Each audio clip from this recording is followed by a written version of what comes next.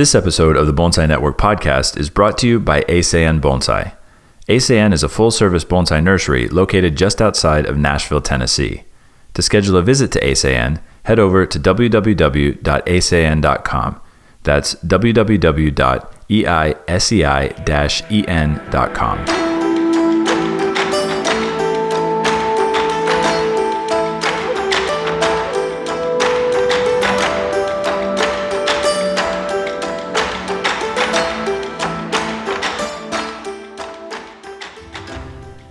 Welcome back to a brand new episode of the Bonsai Network podcast. I want to thank you guys for joining me on this final episode for 2019. I figured for the year-end episode, we would do kind of an Ask Me Anything style podcast because I've been getting a lot of emails from people around the world who are listening to the show. And a lot of you guys have been sending me emails to podcast@bjornbjornhome.com. And I want to catch up on some of those questions that you guys have been asking. But before we jump into that, I want to do just a little bit of housekeeping here. It's mainly just an announcement about what's coming up at Eisei-en in 2020. So we're going to be launching a brand new project on YouTube and on our website called Bonsai U, so short for Bonsai University. It's going to be essentially free videos. We're going to post them every other Thursday on YouTube, and each video will cover kind of a different topic that's related to bonsai. So it could be pruning techniques for specific species, or it could be essentially like a demo, for example, taking a raw piece of material at the nursery, taking you through the steps of how I think about designing it, how I apply the wire, and how I come up with an initial design, or perhaps we'll do some refinement work on some larger trees as well. But these videos are going to be coming out, again, every other Thursday, starting on, I think, January 9th is the first date that we're actually going to launch the very first episode of the show. Let me double check that. Yep, that is absolutely correct. So January 9th will be the first episode of Bonsai U launched on YouTube and on our website. So if you want to go over to my YouTube channel, just go to YouTube, type in Eisei-en Bonsai, or type in my name. It'll pull up my channel. You can like and subscribe there. So if you subscribe, hit that subscribe button, and then there's a little bell button right next to the subscribe button. If you click on that, that'll send you notifications each time I post a new video. So again, all of that's going to be completely free. So definitely sign up for that and be on the lookout for that on January 9th, 2020. All right, so now that we got that out of the way, let's dive into this Ask Me Anything podcast, the final podcast for the year. So I'm going to pull up the email here. We've got a whole bunch of emails that have come in from folks all over the world. And as a matter of fact, it's been months since I've really gone through these emails and actually taken a look at them. So as I read these emails out, this will be the first time that I'm looking at them.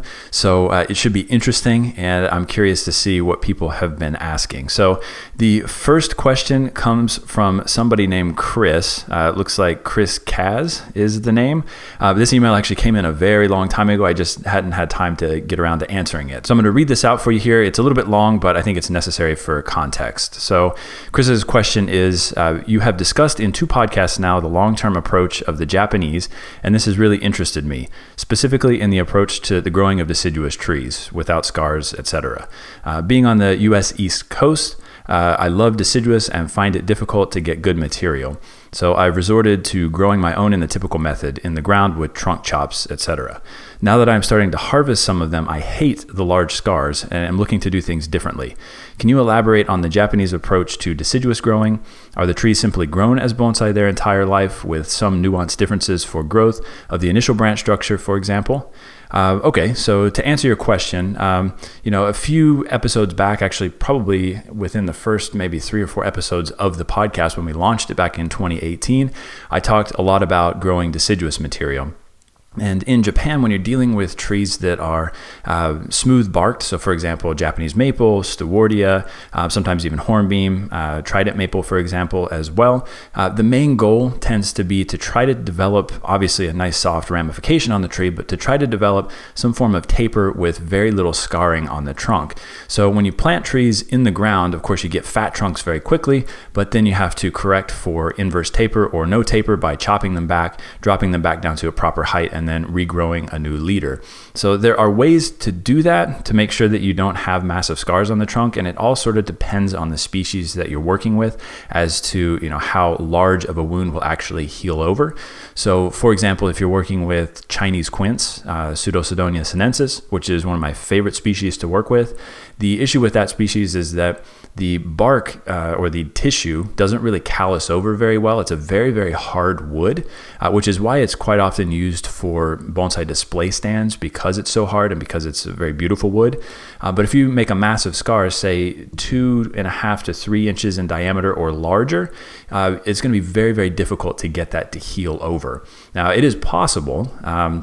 As a matter of fact, if you see some of the trees in Japan that have been produced, some of the Pseudocydonia that have been produced there, they've actually been field grown and chopped, but they were done at very strategic times to get the wounds to heal over. So making sure that those wounds were going to be less than about 3 inches in diameter. And over time, it takes years and years and years, you can actually heal those wounds, but it's a bit of a difficult process. So my preference is to grow most deciduous material in containers. And when I say containers, what I'm talking about is not ceramic containers necessarily, but for example, Anderson flats or net pots or pond baskets or colanders, or even in wooden boxes, for example. You get a lot of aeration or air penetration to the root system of a deciduous tree or any tree if you plant it in one of those types of containers, which means you're going to get a lot of rapid growth, but you can still control the growth to a much larger degree in a container than you would be able to while it's planted in the ground. So just from a practical perspective, being able to lift the trees, move the trees, keeping an eye on the fertilization, making sure that the soil is free of pathogens. It's going to be a lot easier to do all of that if it's grown completely in a container. So if you're working with deciduous material, I recommend, depending on what your goal is, to work mostly with the trees planted in containers. So a lot of the deciduous material that we work with, almost all of it, really starts out as either cuttings or air layers. And the reason this is, particularly with the air layers, is that we are able to sort of create almost a radial nabari or surface root structure to the tree right from the get-go. So if you take an air layer of, a Japanese maple or Stewartia or any deciduous material, 9 times out of 10, you're going to have mostly a radial pattern of roots around the base of the tree, which is a great starting point. The reason that we might do cuttings as well is because we want to select for a deciduous tree that has naturally small leaves, not necessarily a dwarf, but something that has naturally small leaves to it. That way you're not fighting against the large leaves for the duration of its life as a bonsai. So if you select something with large leaves, try to defoliate it year after year after year, you're really just, it's a lesson in futility, basically. You're never really going to get nice soft ramification on the tree. So you want to select for something that has a nice small leaf size to begin with. And if you're taking cuttings, you are essentially reproducing a genetically identical plant to the parent plant. So if you find something with really small leaves, take cuttings off of it, every single one of those cuttings is going to be genetically identical to the parent plant. Whereas if you were to take seeds off of that tree, every single one of those seeds is going to be slightly genetically different from the parent plant, or at least there's the risk of that. So you can't really control for leaf size nearly as well, or any characteristic of the parent plant, if you're taking or creating those plants from seedlings or from seeds from the parent plant. So, cuttings or air layers are going to be your best starting point. And then in terms of, sort of transitioning them into a larger container, working on the nabari, there are a few steps in this process. So typically if I've got an air layer, for example, I'll do the air layer usually in May. Here in the States, we're in the Northern Hemisphere here. May tends to be a good time. The new leaves have come out, they've hardened off, and you're getting a transfer of hormones back down to the root system of the tree, and you're essentially catching those hormones at whatever point that you're doing the air layer. So May is a perfect time to do the air layers. And if they work out properly, usually by about July 4th weekend, which is Independence Day here in the States, usually by about that period, you'll know if the air layer has taken and if there are going to be enough roots to separate the tree. So most of the trees or the air layers, we end up separating sometime in July of the same year. So, into the next year, they get potted up and they basically just stay in a standard pot. It could be a colander, it could be a ceramic pot, doesn't really matter. Just something to transition those trees to make sure they're going to stay alive after they've been separated from the parent plant. And then in the second year, essentially after the air layer's been taken, you get through that next growing season and then into the following spring, At that point, depending on how much growth has been put out on that particular air layer over the previous growing season, we can transition it into either a colander, for example, or what I like to do with a lot of the air layers is a technique that was developed by a guy named Ebihara in Japan. I know all of you guys have heard of Masahiko Kimura, the magician, when it comes to coniferous material. Well, Ebihara is essentially the Kimura of deciduous material. So he came up with a whole bunch of really fascinating, interesting techniques in terms of grafting, in terms of creating the bari on deciduous material. So one of the techniques that he came up with was taking air layers, taking the underside of the trunk and actually cutting back basically flat to the base of the trunk, still leaving that radial pattern of roots around the periphery of the trunk, and then screwing the underside of the trunk down onto a board, like a piece of plywood, for example, and then the remaining radial surface roots actually nailing those out onto the board to create a perfect pattern of roots. So this is kind of an initial step, and we've actually been doing quite a bit of this in our intensive classes here at Eisei-en. So, it's just a very good starting point when you're dealing with deciduous material to get that radial root system developing outward. And if you want to see how this technique is done, you can sign up for my advanced course with Bonsai Empire. We actually take you through the steps of how to do this it's a Shishigashira maple that we do in the course, but it can be applied to basically any deciduous material, particularly trees that have been air layered. So again, this is a really good initial technique to get started with your deciduous trees. And then from there, it's a matter of letting things grow out, cutting back at a strategic point, making sure that, for example, if you want to create a thicker trunk on the tree, you let one terminal shoot at the very top of the tree elongate and grow. And at some point, you cut it back strategically, again, making sure that the wound isn't going to be too large to heal over, but you cut it back down, pick a new leader, let that grow, and you just repeat that over and over and over again. Same thing with thickening branches, for example. You allow one terminal shoot at the end of the branch to elongate and run. And if it's a tree that can be defoliated, for example, like a trident maple, while that end shoot essentially is elongating and running, you can actually defoliate the rest of that branch further back in. So you can develop ramification at the same time that you're developing branch thickening. They're not mutually exclusive techniques. You can do them all at the same time, which is pretty cool. So, if you know what you're doing and you know the right techniques for a specific species, you can develop a deciduous tree relatively quickly. And when I say relatively quickly, you're looking at, a minimum of probably 15 years worth of work. But in the scheme of things, that's a pretty short amount of time. Okay, so the next question comes from Dan K. He says, love the podcast. I'm from Northeastern Ohio and a bonsai hobbyist. I would love to hear you talk for an entire episode about fertilizer. Sources online always hit the subject with only surface level information. I want to hear your expert specifics, specific types of fertilizer down to the brand or ingredients, how much and when, what is too much, different types. My goal is to grow extremely strong, healthy trees first, then worry about training and shaping. Okay, so this is a massive subject and we could spend, again, as Dan requested, an entire episode talking about this, but just to give you kind of a surface level understanding, we'll start out kind of with NPK, what that means, and then talk a little bit about micronutrients as well. So NPK, you've got your nitrogen, your phosphorus, and your potassium.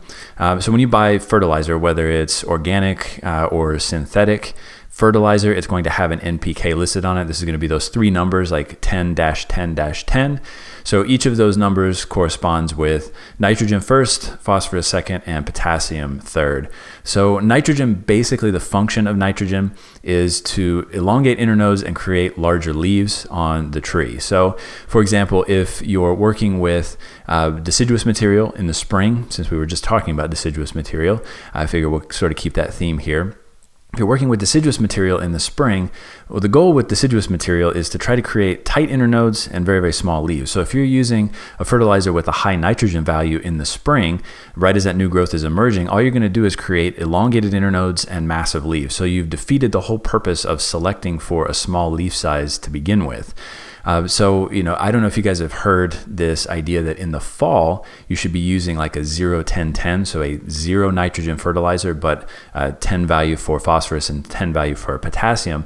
This is actually completely incorrect. So if you're working with deciduous material, for example, in the spring, it's actually going to be better to use a 0-10-10, particularly for trees that were just repotted, than it is going to be using a 0-10-10 in the fall. And again, the reason is because you want to have a low nitrogen or 0 nitrogen fertilizer in the spring to keep those internodes nice and small. So this sort of brings us to the function of the second letter there, phosphorus. Phosphorus has a lot to do with flower production and probably more importantly with bonsai root production. So again, in the spring, if you've repotted a tree, or even if you haven't repotted a tree and it's just a piece of deciduous material that you're trying to get to grow very strong, but you don't want those long internodes or large leaves, if you use a 0-10-10, well, that second value of a 10 is going to be your phosphorus value. That's going to help the tree produce more rootage right from the get-go in the spring, which is great. It'll have knock-on ramifications later in the growing season. So it's completely backwards from this myth of not using a high nitrogen fertilizer in the fall, using a 0-10-10 in the fall.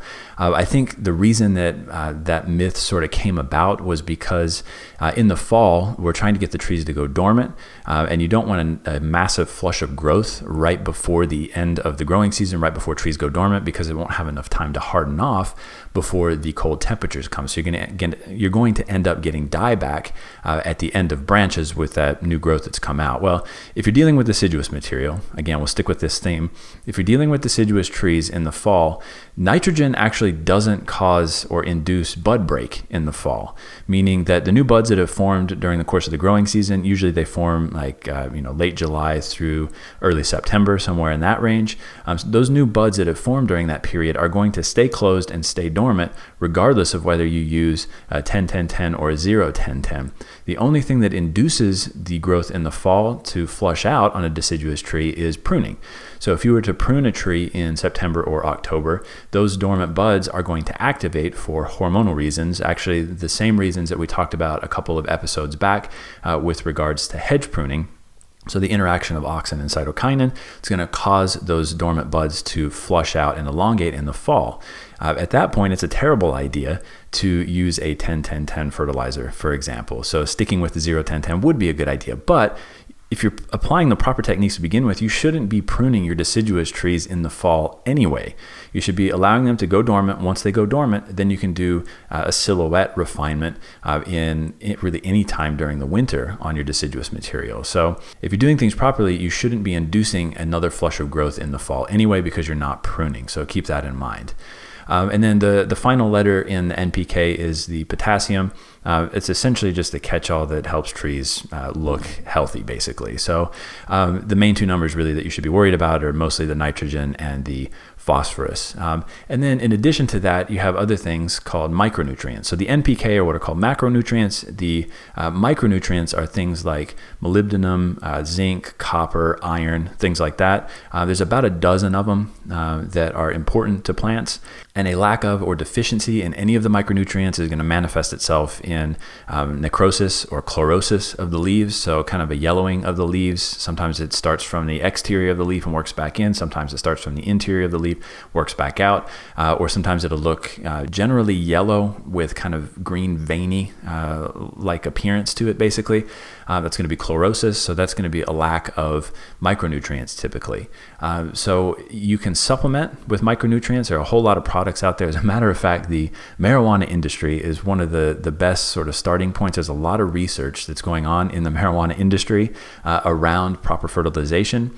So if you want to dive into that and look at some papers that have been written on that particular subject, because there's so much money being put into it right now, there's a lot of research that's going on. There's a lot of good information that's coming out of that research that's applicable to bonsai. But in general, you want to use something like a foliar spray or a foliar feed like liquid seaweed or kelp. This is going to have a ton of micronutrients in it, and depending on the species that you're applying it to, there's going to be more or less effect. So for example, if you're applying liquid fertilizer, foliar feed, liquid kelp, liquid seaweed to a pine, Pines have kind of a waxy coating on the needles, so they're going to absorb less of those micronutrients through the foliage than, for example, say a juniper would. And when you're spraying trees, the best time to spray is going to be typically in the early morning or in the late evening. I really recommend doing it in the early morning, because if you do it in the late evening, sometimes you can cause fungal issues because they stay wet too long overnight. So really the best time to apply foliar feeding is in the morning, typically before temperatures get up to about 75 degrees Fahrenheit. I forget what that is in Celsius, but in any case, you want to spray in the morning. And the reason that is because the stomata of the foliage is actually open at that point. So it's going to absorb a lot more of those micronutrients in the morning than it would, say, midday when those stomata are closed. I've heard quite a few people say that, foliar feeding doesn't actually have much or any effect on the tree. It's a myth. Well, it's actually not a myth. There's a lot of research out there. You can go to Google Scholar and check out a lot of papers that have been written on the subject. And as a matter of fact, one of the coolest tests that they did to figure out if plants were actually absorbing stuff through the foliage was to essentially irradiate trees through the foliage and then measure how much of that was taken in by the plant. Because there's really no benefit to the plant. It's just going to show up much more strongly than some of the micronutrients would when you test them. So they tested with, essentially irradiating the trees, and they noticed that a lot of that radiation was actually absorbed through the foliage, which is really cool. So I don't recommend that you mess around with, plutonium or anything, but in any case, you can go read up on some of those papers. I'll see if I can find an example of a paper like that and put it in the show notes, so you can click on it and take a look at that as well. Again, we could do a whole episode just on fertilizer, but at least that gives you kind of a general idea of what macronutrients are, what micronutrients are. And then the final thing here would be sort of the myth around synthetic fertilizers versus organic fertilizers. In bonsai, in most bonsai circles, you hear about only using organic fertilizers. They're the best thing. You should only be using those for your trees. Well, it really depends on the goal with the plant and the stage of development of the plant. So if it's something that is in a little bit later stage development, more refinement stage, you've gotten through the process of thickening the trunk, closing wounds, and you're developing, soft ramification on the tree, for example, using an organic fertilizer is going to be your best option. It's going to provide a lot of knock-on benefits within the, sort of biodiversity within the soil. It's going to help inoculate the tree, for example, against potential pests and diseases by strengthening the tree. So there's definitely benefits to doing that. They typically are milder fertilizers as well.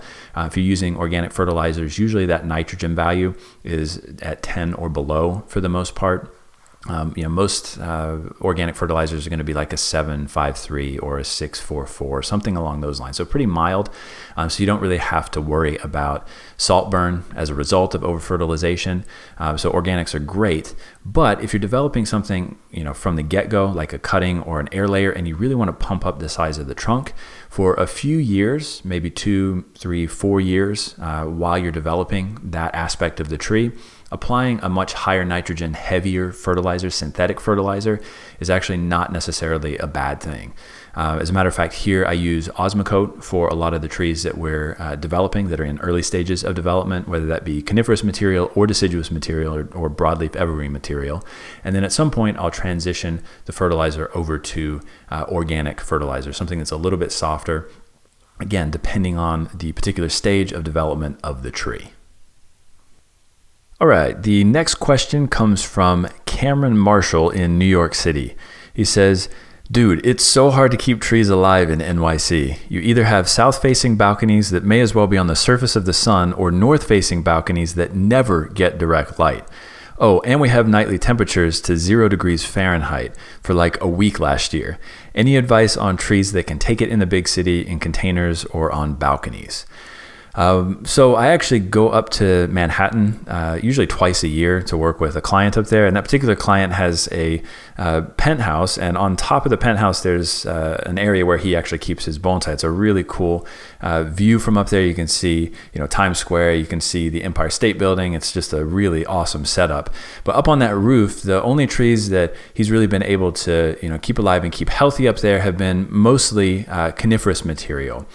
So up on that high area there, he's got a lot of junipers, for example, Itoegawa from Japan, Rocky Mountain junipers from the States, trees that can take a lot of sun and that can also take a lot of wind because there's nothing blocking the wind blasting those trees around up there. So those species, high elevation trees, high elevation conifers, do pretty well in that situation, and they can also take relatively low temperatures too. In the winter, those trees get moved down to a slightly lower level where it's completely blocked off. There's no wind down there. They're still getting sunlight, still getting a little bit of air circulation in that area, but it's essentially kind of a closed off, walled in area where the roof is open, the ceiling is open. So the trees end up staying down there. And in that same area during the growing season, he keeps a lot of deciduous material as well because there's no wind down there. There's no excessive sun. So that's a great option there. But for most people who don't have that kind of space in a big city where you're just dealing with balconies, for example, selecting for a place, finding a place that's going to be, east facing or, south facing is actually not that bad. North facing, I would say, is probably going to be the worst. You're not going to get really any sunlight. You're going to get large leaves, elongated internodes, and pretty unhealthy growth for the most part out of most of the trees. So if you can find a place that's south facing, that would be best. And in that instance, you can throw up some shade cloth. So for example, I use here about 30 to 40% shade cloth, depending on the species and where it's located in the garden. We get, massive amounts of sun here in the summer. Temperatures get up to 98 degrees, 100% humidity here as well. So it's very hot, very humid. So you have to put a lot of our trees under 30%, 40% shade cloth. So you could do a similar thing if you had a south-facing balcony in a big city. You could hang some shade cloth that could be lifted up by a pulley system, for example, or just rolled up. Or you could get, they call it yoshizu in Japanese. It's essentially like a bamboo runner, a bamboo roll that you could hang up that, rolls down when it's really sunny, and you could roll it up when the sun is either going down or first coming up in the morning. Would be perfect. So that's one option. And then in terms of dealing with the cold winter temperatures, my guess is on a balcony, you're not going to have trees that are very large anyway. This is actually one reason why shohin bonsai in Japan are so popular. Most people live in the cities, and most people have apartments, or what they call manshon in Japanese, which is essentially like a condo, basically. But they'll have balconies that are very small, and the only trees that can really fit on those balconies are shohin-sized trees. So shohin are very popular and very expensive as a result of that. But my guess is living in New York City, it's probably going to be a similar situation. You don't have much space on the balcony, so you're going to be dealing with much smaller trees. So to protect the trees in the winter, because you get so cold there, might not actually be a bad idea to either build kind of a lean-to cold frame that you could keep the trees in, and it's going to essentially be built up against the apartment. You'll get a little bit of radiant heat from the apartment. You could put a heat source in there, for example, although you have to be careful with that. Obviously, that can dry the trees out and kill the plants. Or if you have the option, if you don't have too many trees and they're small, you could basically buy a refrigerator that you could put the trees in during the course of the winter. And it can be completely pitch black in that refrigerator. They don't have to be exposed to light. Even the coniferous material or broadleaf evergreens that are retaining their foliage, they're photosynthesizing at such a slow rate in the winter that putting them in pitch black is actually not going to be detrimental to the plants. So that may be one of the best options for you if you have space in your house where you can buy a refrigerator like that, like a meat locker kind of refrigerator. It lifts up from the top. You can drop your trees down in there, and they should do all right for the winter. So aside from that, my only other advice would be to move to the countryside like I am here in Tennessee, and then you don't have to worry so much about those things. But hopefully that gives you, something to think about and potentially do going forward in the winter months. All right, the next question comes from a guy named Jarek. It looks like Thomas Jerikas, maybe is the name. It's kind of hard to tell with the email. But in any case, he says, "Hello, I followed your amazing story. You inspired me and the young generation to do bonsai." That's very kind of you. Here's my question. I hope you discuss a little bit about this for your future podcast. Since you started from zero and built up to being a master of bonsai, are you open to helping others who want to be like you by receiving applicants for apprenticeships at your own nursery? I think I might have touched on this in a previous episode about my apprehension in terms of taking on apprentices here in the States. We had some pretty, we'll say, less than positive experiences in Japan at Fujikawa-san's nursery with other foreign apprentices that came in. A lot of people, want to do an apprenticeship. It's a 5-year process. They say they want to be there for 5 years. And then about 1.5 to 2 years into it, the true personalities of folks who are apprentices start to really show and come out at that point. And then, by the end of that second year, most people have quit and returned to their home country. So, doing an apprenticeship at my nursery here in the States, I'm a little bit apprehensive in terms of wanting to take on an apprentice, or at least I was up until recently, because we are actually going to take on one apprentice this coming year. He's coming in late February. We'll give him a 3-month trial period, just like we did in Japan with new apprentices that came into Fujikawa-san's place, and just like I did when I started my apprenticeship. And we'll see, how the work ethic is. We'll see how things sort of play out. But I'm excited to have an apprentice here, to pass on the knowledge that I have. It's always fun to be able to see people, take that information, apply it to trees, and get better at bonsai. And it's great to work with people who are as excited about bonsai as I am. So I'm really looking forward to that. But again, it'll be a 3-month trial period. We'll see how that goes. And if it goes well, then we'll take this apprentice on for the long term, hopefully 5 years. The other reason I'm excited about having an apprentice here is because the nursery has gotten out of hand over the last year.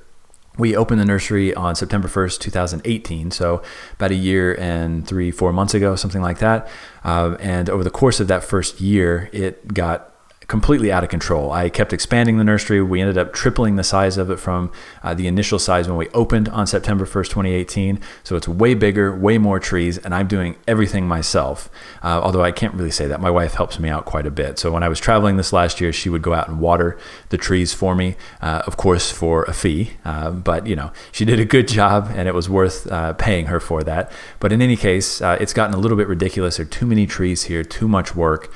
So it's going to be really nice to have an apprentice here to help out and keep things on track. I mean, just cleaning the nursery alone takes up a good probably 25% of my time.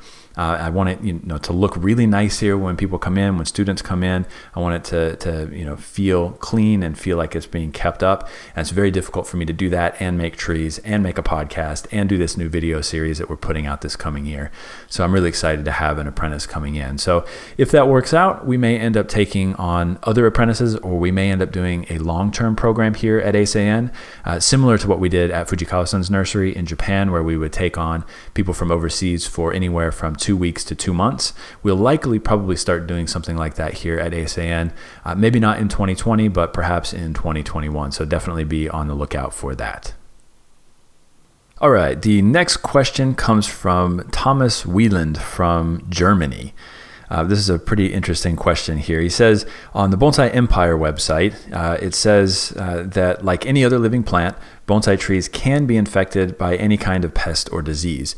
However, when your plants are healthy and cared for properly, the risk of infection is reduced to a minimum. For me, that stands in opposition to videos where Mr. Fujikawa sprays pesticide, like in the Bonsai Beginners video. If he has one of the best bonsais on the planet, of course he wants to make sure that it stays alive, so he's spraying pesticides.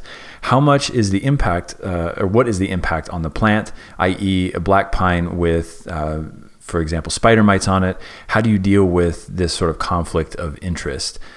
Beautiful plant versus animal likes to eat your plant. What is the mentality in Japan, seeing as most people in Japan are Buddhist?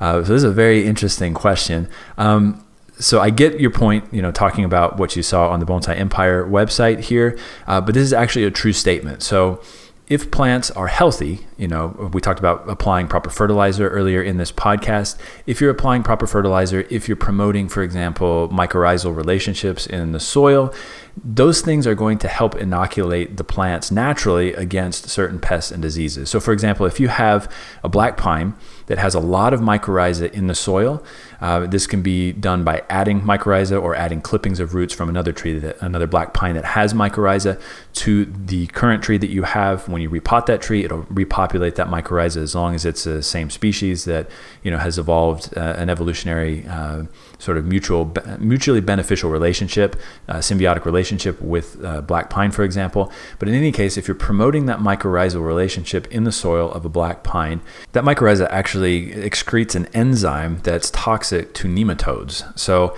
having that mycorrhiza available in the soil does essentially inoculate the plant against that.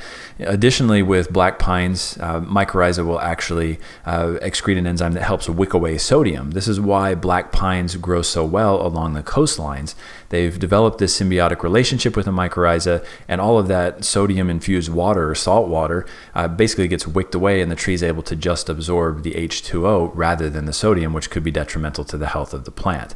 So, it's not incorrect to say that, like any other living plant, they can be infected by pests and diseases, but if they're healthy, the risk of infection is reduced to a minimum. That being said, because the plants are extremely expensive in a lot of instances, particularly at high-end nurseries like Fujikawa-san's nursery in Japan, we proactively spray those trees against potential pests and diseases. We do it ahead of time rather than waiting for those pests and diseases to manifest themselves and then spray after the fact. We want to make sure that we're inoculating the trees to as much a degree as possible beforehand. So, of course, this kills off a lot of pests. It kills the bugs. But, talking about the Japanese being Buddhist, everybody in Japan will tell you that they're Shinto and Buddhist. But 99% of them are non-religious or completely secular. They only apply Shinto rituals or Buddhist rituals at certain times of the year, and only really as a cultural thing. So technically, I would say most people will call themselves Shinto and or Buddhist, but they're not necessarily practicing. So it's not really necessarily in opposition to any strongly held belief by the general population in Japan. And as a matter of fact, when you're doing business, it doesn't matter what it is, but particularly with bonsai, if your product has the potential to die, you want to make sure that you're protecting yourself against that possibility as much as possible. So proactively spraying with fungicides and pesticides is just a part of bonsai culture, bonsai horticulture, and it's an absolute necessity. So we do the same thing here at Eisei-en. Depending on the time of the year, we'll spray with different things. So right now it's late December.